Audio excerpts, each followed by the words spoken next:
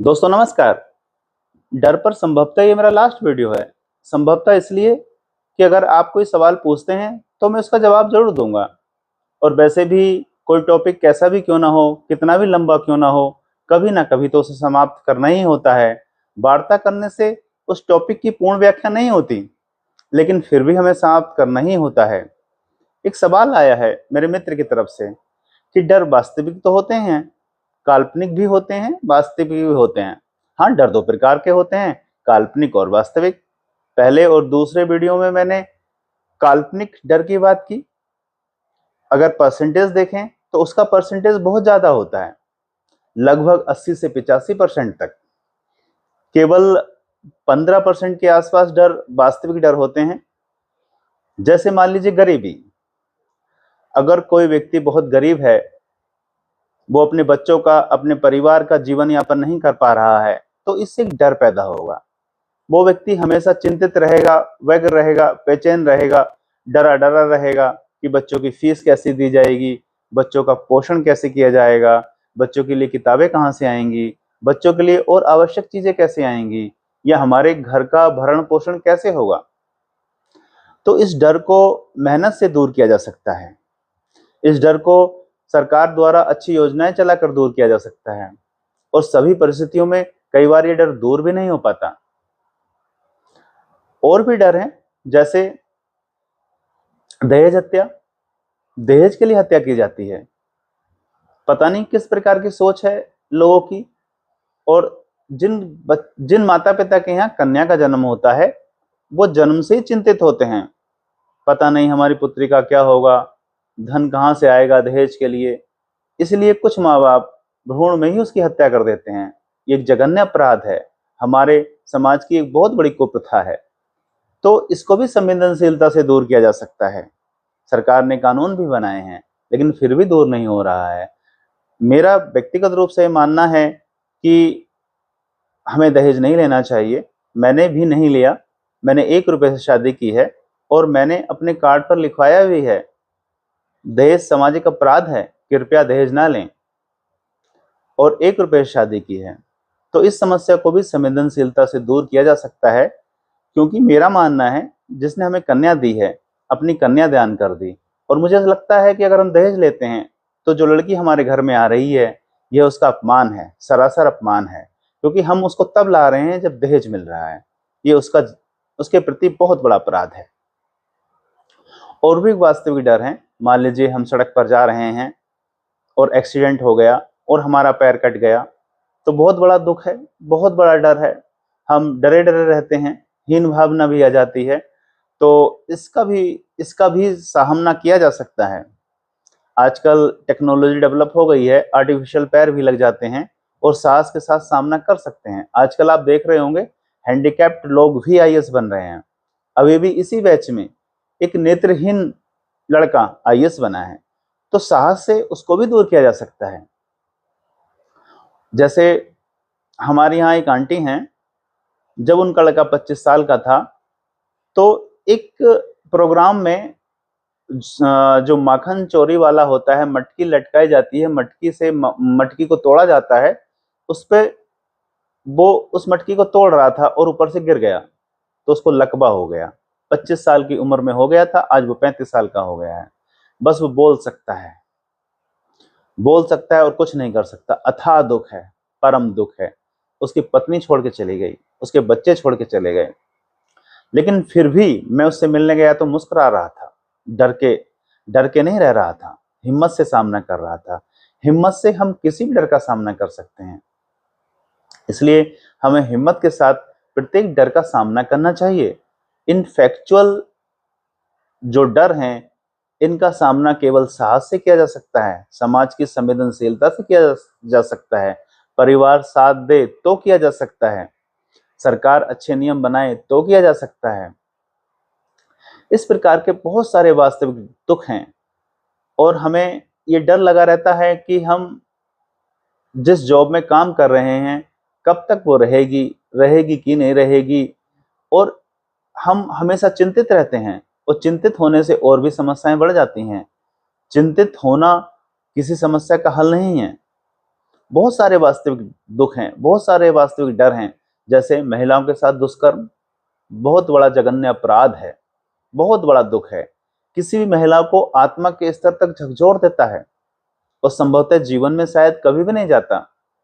महिला की जो विशेषताएं, जन्म देने की विशेषता और उसको मातृत्व दूध पिलाने की विशेषता, उसके लिए जैसे भयंकर अपराध बन गए हैं। ईश्वर ने जो जो अनमोल धरोहर दी है महिलाओं को संसार को चलाने के लिए, जिसका हमें सम्मान करना चाहिए, हम उसके प्रति ही अत्याचार कर रहे हैं। और जगत जननी जगदम्बा जो इस वर्ड के मूल में है, अगर हम ऐसा करते हैं तो उसके प्रति घनघोर अपराध करते हैं। यह भी एक बहुत बड़ा दुख है। इस दुख को दूर करने के लिए हम अनेक उपाय कर सकते हैं। पहली बात तो समाज को संवेदनशीलता लानी ही होगी। समाज अगर संवेदनशील नहीं है तो इस समस्या को दूर नहीं किया जा सकता। हमारे प्राचीन समय नहीं, आज से 30-40 साल पहले भी ये कहा जाता था कि हर महिला को अपनी माँ, बहन और बेटी मानना चाहिए, उसके साथ अच्छा व्यवहार करना चाहिए। साउथ में अभी भी लड़कियों को अम्मा कहा जाता है, अम्मा जैसा सम्मान, माँ जैसा सम्मान। अगर हम ऐसे भाव रखें, ऐसा सम्मान रखें, तो इस प्रकार के भाव आएंगे ही नहीं। और दूसरा, समाज भी हर लड़की को अपनी लड़की जैसा माने। और इसके साथ साथ पुलिस को भी संवेदनशीलता से इस चीज को लेना चाहिए। न्यायपालिका को भी इसके प्रति कठोर कदम उठाने चाहिए। हालांकि वो सारे कानून बने हैं, लेकिन फिर भी इस अपराध को दूर नहीं किया जा सकता है। बहुत सारे जो नेतागण हैं अपनी सत्ता का दुरुपयोग करके भी इस प्रकार के जघन्य अपराधों को अंजाम देते हैं। तो उनके प्रति भी कठोर कदम न्यायपालिका को या संबंधित पार्टियों को उठाना चाहिए। इस अपराध को हमारे समाज में पनपने नहीं देना चाहिए।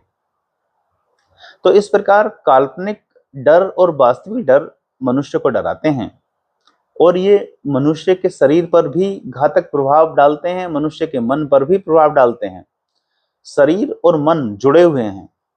शरीर स्थूल मन है और मन स्थूल शरीर है। दोनों का प्रभाव एक दूसरे पर पड़ता है।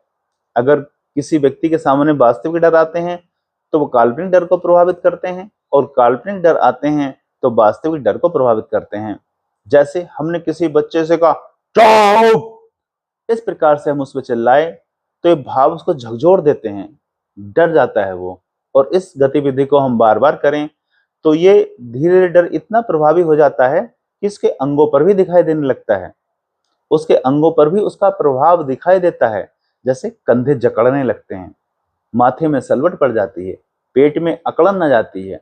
शरीर के जो विभिन्न अंग हैं उनकी कोशिकाओं का एक परमाणु विशेष प्रकार से कुंठित हो जाता है।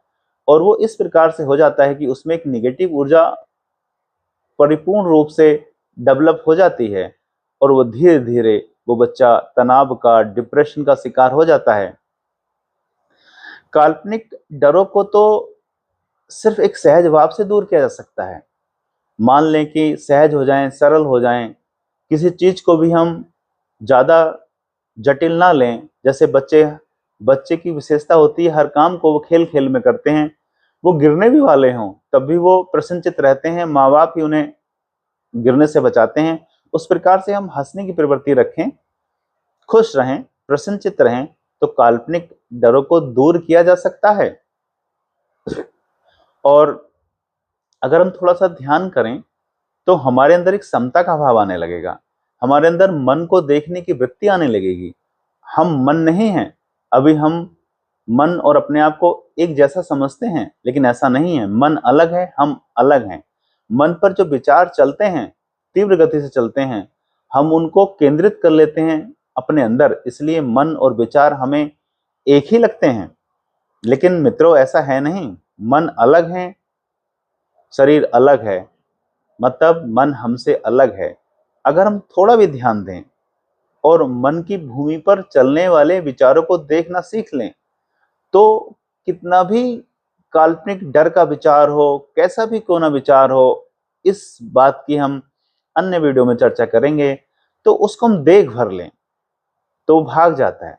वैसे ही जैसे मान लीजिए हमारे घर में चोर आए और चोर को यह आभास हो जाए कि घर का मालिक जगा हुआ है और घर के मालिक के पास पिस्टल भी है, इतने भर से चोर भाग जाएगा।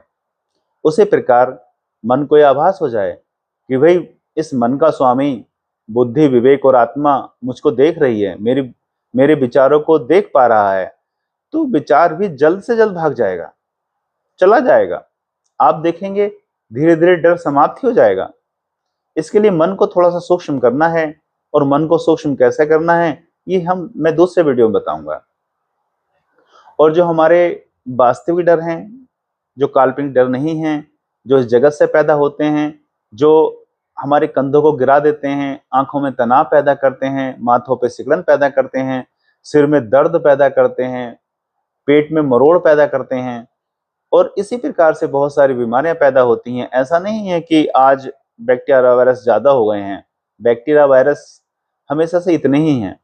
आज हम डर गए हैं, चिंतित हो गए हैं, व्यग्र हो गए हैं, बेचैन हो गए हैं, इससे हमारी क्षमता घट गई है।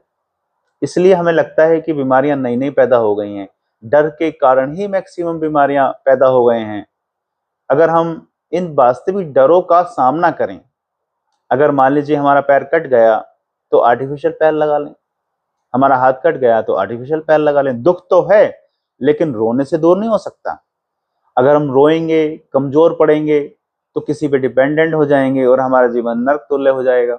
लेकिन अगर हम हिम्मत से काम लेंगे, अगर हम साहस से काम लेंगे तो उस डर का सामना कर सकेंगे। डर का सामना कर सकेंगे तो हो सकता है उसका हल भी निकाल सकें। हल पूरा भी ना निकले तो इतना तो निकल ही जाएगा कि हमारी समस्याएं कुछ कम हो जाएं। आज आप देख रहे हैं कि हैंडीकैप्ड लोग भी कमाल कर रहे हैं, विभिन्न क्षेत्रों में काम कर रहे हैं। कोई एक जन है, मुझे उनका नाम ध्यान नहीं, हाथ नहीं, पैर नहीं, फिर भी बड़े साहस से काम कर रहे हैं। किसी के हाथ नहीं, वो पैरों से ही लिख रहा है, किसी के हाथ पैर नहीं, वो मुंह से ही लिख रहा है। तो साहस से हम हर समस्या का हल कर सकते हैं। जो वास्तविक डर है उसका एक ही हल है, साहस।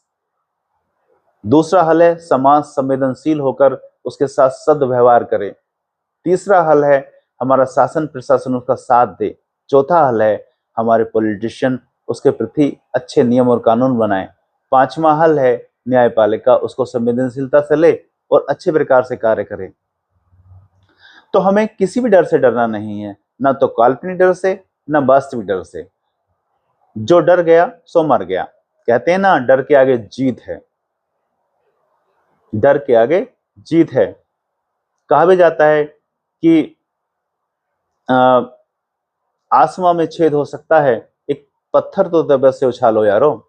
तो इसलिए मेरा यही कहना है, साहस से, दृढ़ता से, लगन से, हिम्मत से और प्रसन्नचित चेहरा लिए हुए हम हर समस्या का हल कर सकते हैं। आपने महाभारत देखा होगा, उसमें श्री कृष्ण चक्र भी चला रहे हैं।